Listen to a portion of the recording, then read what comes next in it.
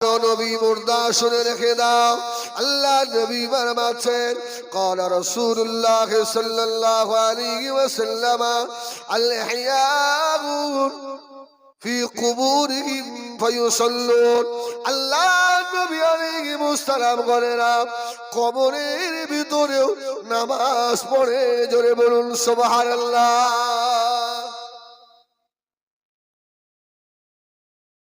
ওরা নামাজ পড়ে।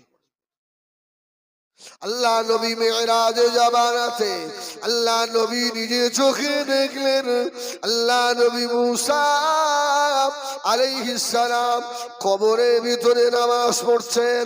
নবী আবার দেখলেন ইব্রাহিম আলাইহিস সালাম কবরের ভিতরে নামাজ পড়ছেন।